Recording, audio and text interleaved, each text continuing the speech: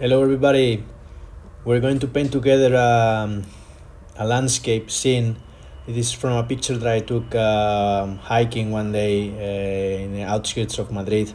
There are many places to hike, and this is it's called Adesa, which is a particular Spanish landscape um, where you can find many times cows just peacefully eating grass, and it's a great place to walk because in winter, because it's not exactly in the mountains, it's just next to the mountains. So you feel like you are on the countryside. You feel like you are breathing fresh air, but you are not too cold because you're not so high. And I really like going here. It's just half an hour away from the city, and it's a really peaceful environment. All right, so we're gonna start with the clouds, and for that I first lay some paint. This is a mixture of celestial blue and cobalt blue, and this day was cloudy, and it was raining at times, but there were also many times where the sun just skipped the clouds and you could see the blue. So I just want to show that it's a cloudy day, but there's still some blue in the sky. There's still light. So I am working on a dry paper, and I just laid some blue over there, and I need to have here soft and hard edges, okay? Because sometimes when you look at the clouds, you will see that the edges between the sky and clouds sometimes is soft and sometimes is hard, right? There's some clouds which are really like cutting through the sky, and others which feel like almost like cotton, like like you don't see the limit between sky and the cloud. So I lay the blue, and then I soften some edges using some water, and that way you create this kind of atmosphere in which you don't know where the cloud starts and where it finishes, but still there are some edges which are soft and others are hard. Okay, now I am adding some shadow to these clouds, and for that matter I mixed some burnt sienna with some cobalt blue. I also like putting some lavender into the mix, and that way you create this kind of gray that tips a little bit purple, which is great to make cloud shadows. Okay, and as you can see, I wet the paper where I'm gonna put this shadow first because I want it to be soft.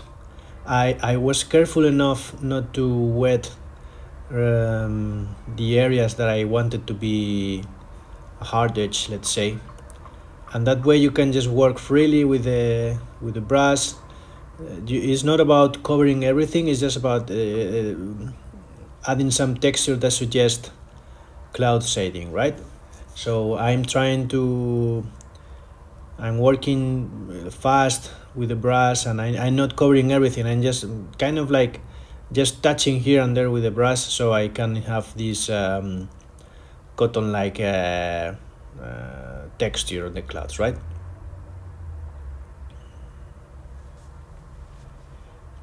Now here's where the horizon is, and it's a little bit darker, so I just darkened a little bit the mixture using more burnt sienna and more and some ultra blue. And this is the area of this painting where the clouds are gonna meet with the ground.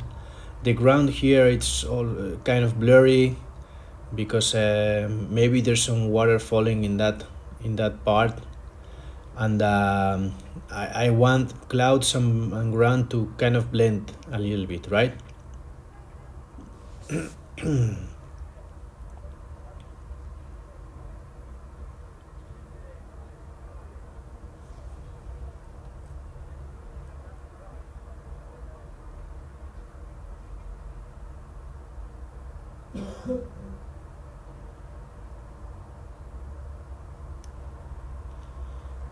I don't want the clouds to be too strong because they're not the main subject of this painting, let's say. This is just it's kind of like a background for what I want to show. I want to focus more on the cows, right?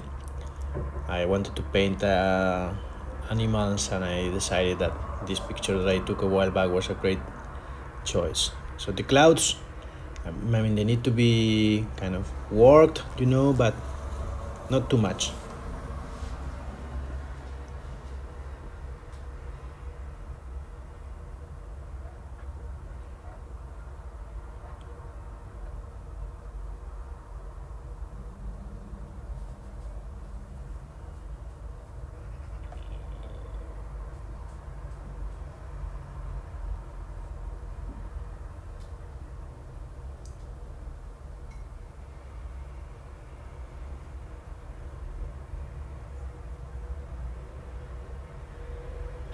I am wetting now the area where the distant ground is going to be.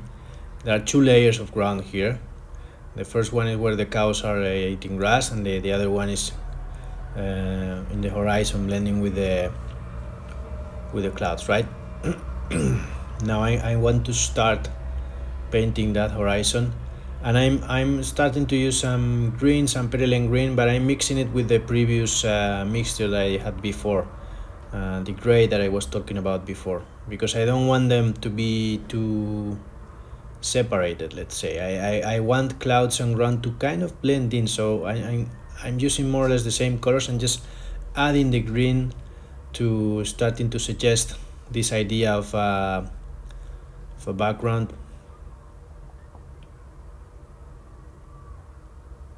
I just added some lavender to make it tip a little bit purple. I want the background to be colder than the foreground, so that's why by adding this lavender, you immediately feel like it's more distant. There's more atmosphere between the horizon and you, so if you tip it a little bit purple, it feels instantly that it's further away. Now I'm starting to add a warmer green, let's say, slightly warmer. I added some quinacridone gold to the mixture of perylene green that I had before, and immediately that brings that a little bit closer to you. It also enhances the idea that some parts are in the shadows because the clouds are casting shadows, and some others are maybe lit by some sun rays that are skipping them, right?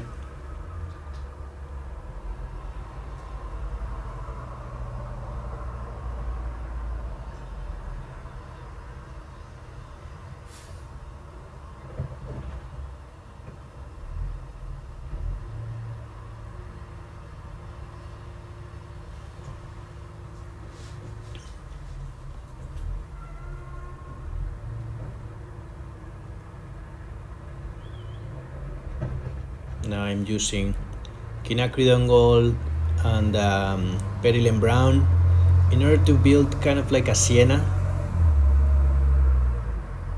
so I can make a foreground warmer.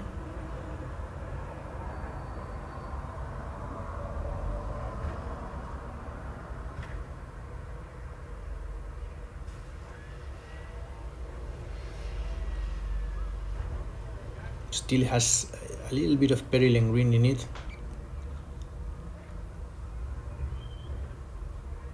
so it tips a little bit green, okay, but I want the foreground to be warmer, so it's gonna be more sienna than green. I will warm him up even more when I go to the lowest part of the paper. Now when I'm going over the cows, sorry, I want to leave small gaps here and there that are gonna be highlights afterwards. These cows are being um, lit by the sun, and you will have some small gaps, small places where the cows are being like really lit by the sun, and I want that to show. So you need to skip small details here and there that will be highlights afterwards. If you cover them, you can always kind of bring them back with some opaque white paint, right? But if you can manage doing it with the white of the paper, it's better. It always feels better. Now, as I said, I'm warming up a little bit the mixture just to give some depth. If you make a flat surface, the surface will lack depth, right? So I just added this a little bit more Perylene brown and quinacridone gold in order to make still warmer mixture next to the viewer, right?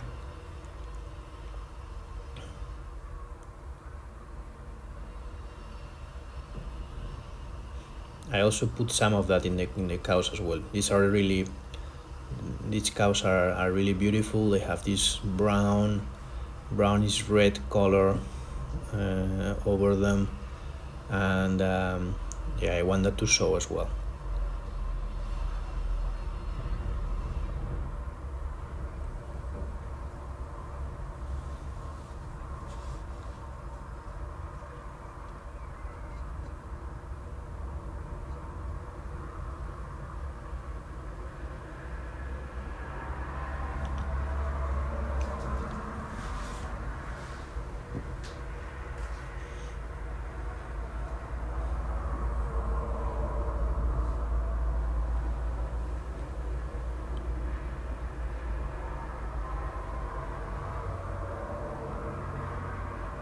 Now I want to start adding some trees, some distant trees which are on the horizon. If you check the reference image, you will see that there's a lot of small trees. Well, not small trees. These are oak trees scattered through the hill, and the more distant there are, the less strong I make them and the more purple I make them, right?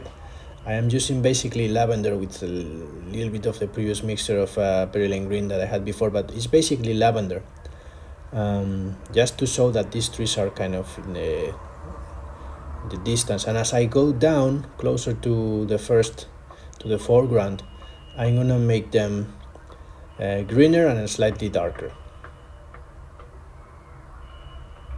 That way you create this feeling of that there's mist in the atmosphere, because the trees which are more distant are almost kind of blending with the clouds, and the trees which are closer to us are they have bigger contrast with the ground, and they're darker than the further ones, right?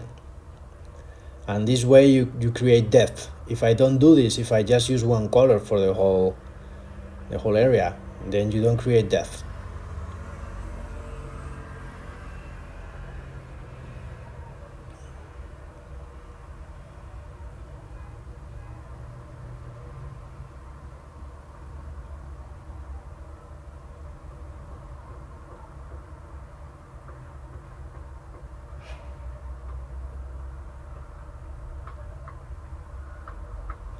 Also, you have to worry about the size of what you are painting here, right? The further the trees, the smaller they are.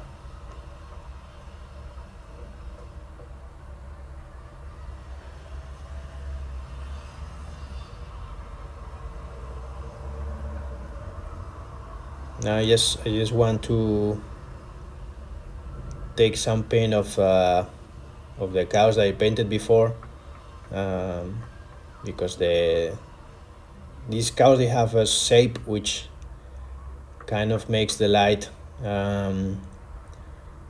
change from lighter colors to darker colors in a soft way, let's say, and I want that to show. Okay, so I'm kind of mellowing down some hard edges. uh, I still want to have the big highlights, the hard highlights between the ground and the cow, but within the cow, most highlights will be soft because they have a kind of like a round shape.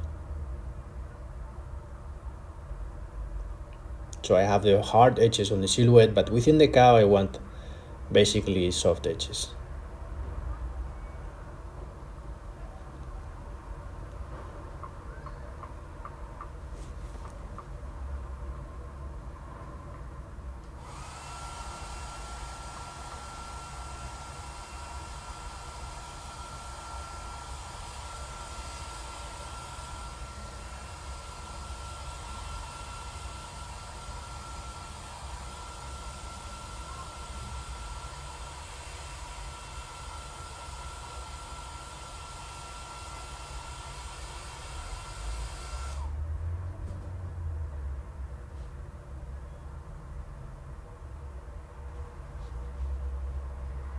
Now I want to start um,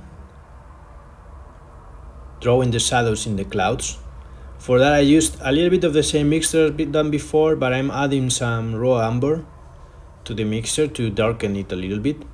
So it's the same Pearlian Brown and Quinacridone Gold that I had before, but I'm adding more raw amber in order to make it darker.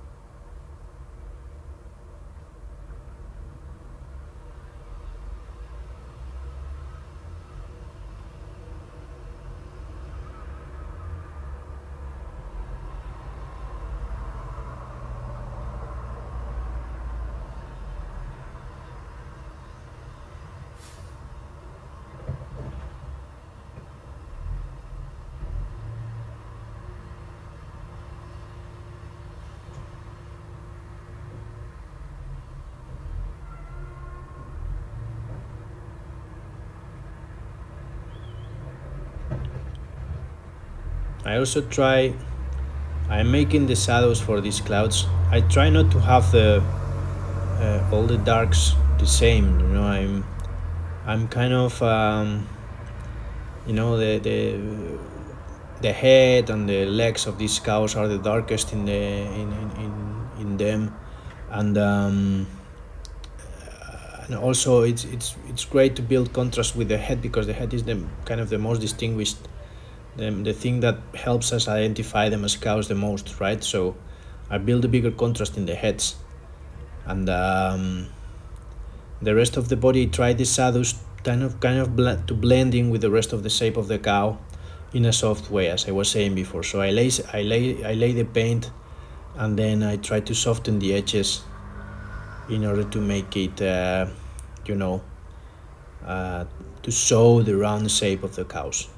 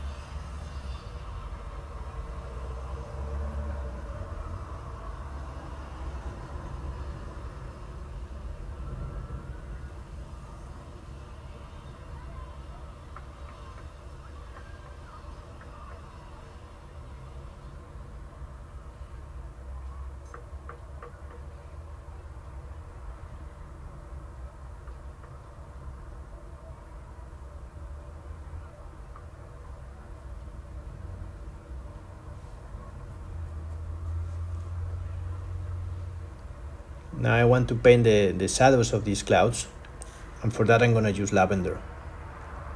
The lavender will have a really nice contrast with the sienna that we built on the ground. And also lavender is quite an opaque color, so it's great to build shadows in situations like this. It's gonna cover the space where I paint with it quite well, and I can create shadows really easily like this. I want the shadows to be there, I want the shadows to be seen, but I don't want to be too strong, so lavender is a great choice for this kind of thing.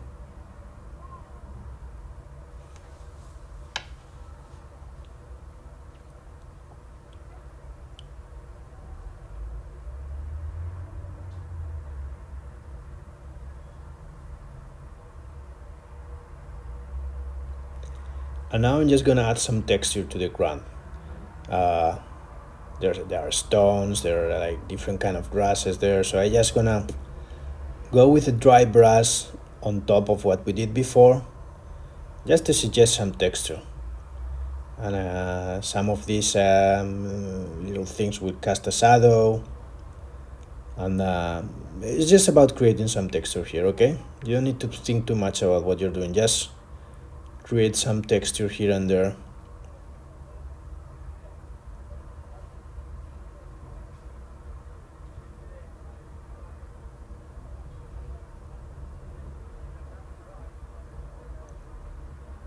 Maybe here in this part it's good to have maybe there's a little bush, or there's like a small tree. It also help us connect the foreground with the background, and it will also bring a little bit more contrast between the foreground and the background as well.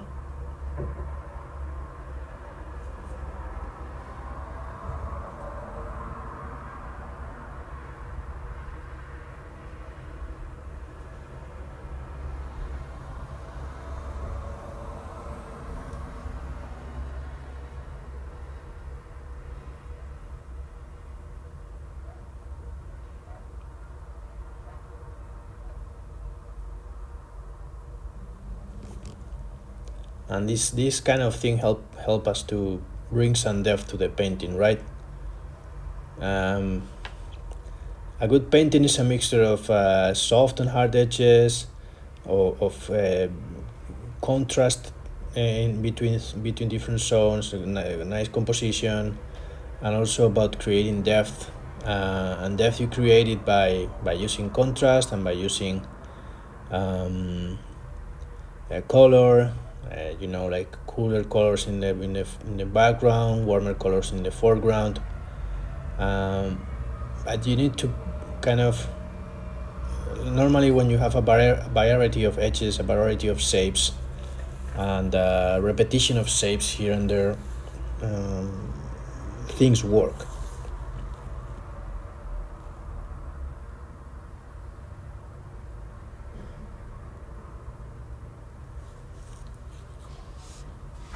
And we're almost over. I'm getting some paint straight from the tube. I'm using some Jaune Brilliant, which is a really light yellow, quite opaque as well. And I can use it just to create highlights here and there. We preserved some white before, and the white is still there, but sometimes you need a little bit extra highlights, and you can use Chinese Chinese was, this, I don't remember the name right now, but I for example use either Jaune Brilliant or titanium white, which are both great colors to create highlights. They're both opaque, and they help you bring to life a painting.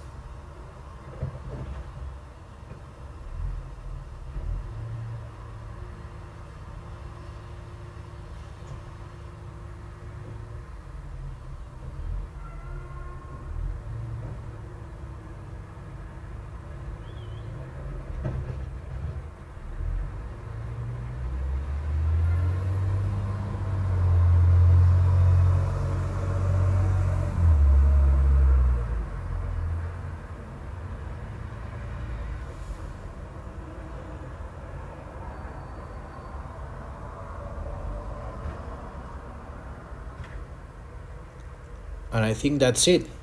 Thank you all for watching. I hope you learned something with me, and see you soon.